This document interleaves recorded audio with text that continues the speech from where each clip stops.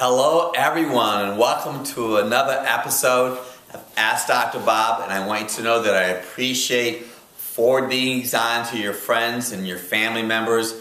Some very important information. Let's get right to it. Dr. Bob, do you promote palm oil for cooking? Traditionally, I primarily use olive oil, which has a heating or a point around 325 degrees will it start to smoke and burn.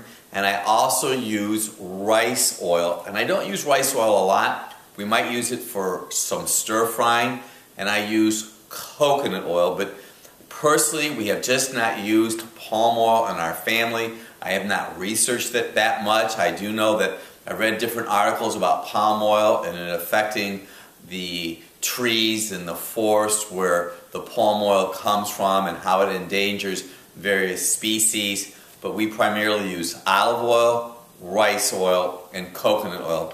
And by the way, you don't ever want to use flax oil for any type of cooking. You always use flax oil at the end of the process. Would you use green coffee beans to help in weight loss? Well, if you were to go back and research what I looked like in the early part of 2012 compared to this point, I want you to know that I did not use green tea. I'm not saying that green tea or green coffee is good or bad. I just know that if you want to lose weight, it's pretty simple.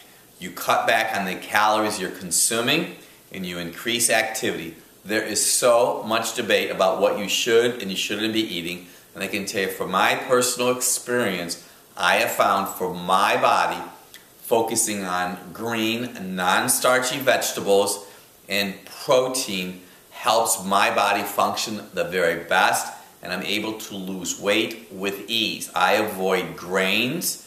Now, I'm not telling you don't ever eat grains. Your goal is to get to your ideal body weight. You want a BMI, a body mass index of about 25. So you want to look at the BMI chart, determine what your weight is now and what your goal is to be considered normal. If you choose to drink green coffee for that, fine. I'm just telling you that's not what I did to help me with my weight loss program. I do want you to know that in Ann Louise Gittleman's book, she talked about weight loss and she wrote it in a book about the Fat Flush Plan, and she talked about caffeine and increased caffeine through it be coffee or tea reduces someone's ability to lose weight properly. Dr. Bob, can you tell us what a liver cleanse is and what I need to have one done? So there's a lot of different ways to define liver cleanse. Obviously, if you look at the definition liver cleanse, you'd be doing something to activate the promotion of the liver having optimal health. There are a lot of really fine herbs that you could use for the liver, and one of them would be milk thistle. Milk thistle has a component called silymarin, which helps promote the restoration of liver function. There's also something called glutathione. I want to keep it really easy for you. Minimize the amount of toxins that you're putting in and on your body. Half an apple every day, a third cup of beet fiber, and one medium carrot. That would be Dr. Bob's ABCs. Goes a long way to promote optimal liver health. Now, as far as a program itself, on our website we have detoxification packs that you might consider doing, but I would, listen to this, I would not use an herb that promotes massive colon function just because I don't believe that it's natural. You don't want to irritate your colon to lose weight. I would say that Dr. Bob's ABCs are really awesome. I personally take 5 drops of dandelion root / leaf every day and 4 to 6 ounces of water. Dr. Bob, how can I quit smoking without wearing a patch or e-cigarettes?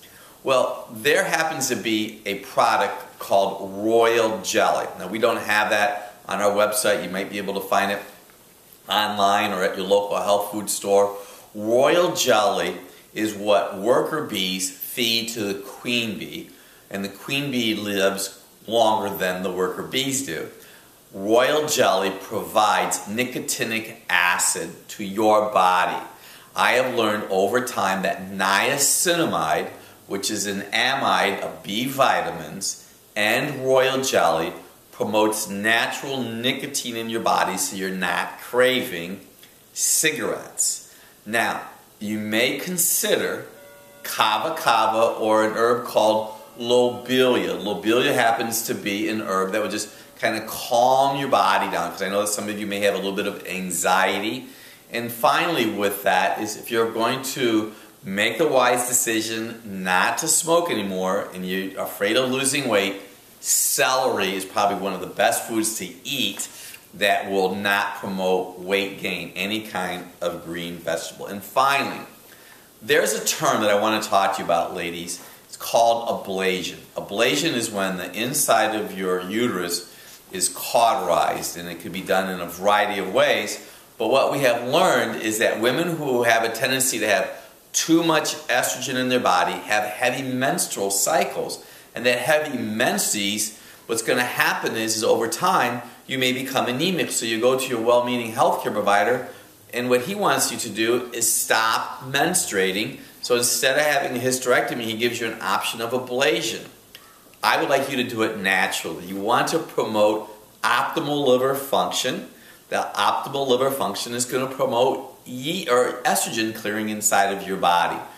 So avoid canned food, avoid soy, B as in Bravo, vitamins help your liver once again process the estrogen, and you'll never go wrong with Dr. Bob's ABCs. A half a red apple every day, a third cup of beet fiber, and 1 medium carrot.